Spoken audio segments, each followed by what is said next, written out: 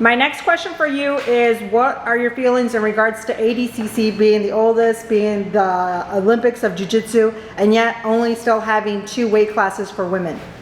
I definitely think now that there's more women actively competing, I definitely think there should at least be 1 extra weight class added. Because I know for me, I'm on the smaller side of the weight class, the 115, and I know that the weight class, I believe for ADCC is 135 and under, something, or 132 and under. So for people like me or Grace Gundrum or Danielle Kelly, who's really tiny, or I don't know, there's lots of tiny girls, you know, between the 100 and 115 pound division.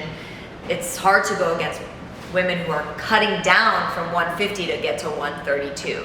So I definitely think they should at least add 1 more in the lower division. Just start with that and then see how that goes.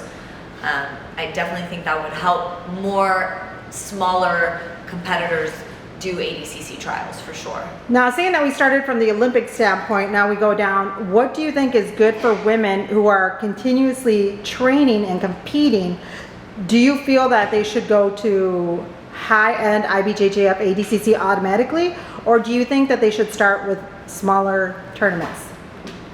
Like for high-level women, or starting off? Starting off. Like when they're just starting jiu-jitsu? Yes. I definitely think for anybody starting jiu-jitsu, they should start with smaller little tournaments and work their way up, because it's only going to give you more experience, more mat time, and now we have so much more opportunity for smaller tournaments for women and for men as well, but specifically for women, you know, we got Naga, we got Sub Fighter, we got all other tournaments in between, and I think it's such a great, I know for me personally, I started with all these small, you know, I did a bunch of Sub Fighters coming up, I did a bunch of Nagas coming up, you know, some other Grappling X coming up, so I definitely think it is nice to have all those before you hit the big stages or the big tournament based like ADCC or EBI or Medusa or Combat Jiu-Jitsu or what have you, as far as, or IBJJF. I definitely think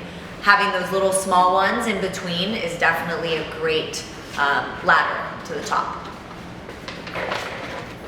Okay. How do you see the future in women in NoGi Jiu-Jitsu? I have high hopes for the future of women, especially no-gi. I know that gi is still more popular for women, but I definitely feel like since, you know, Eddie has brought up EBI and Combat Jiu-Jitsu and Medusa, you know, I think that it's given a lot of women more opportunity to compete in such great form, you know, where it's all women based, and a name like Medusa, and it's all based on the women and different weight classes, and opportunity for them to do some combat jiu-jitsu. So if they're interested in getting into MMA after, you know, I definitely think Eddie Bravo really opened the doors for women in no-gi, as well as obviously no-gi in general, but women in no-gi to compete at the highest level.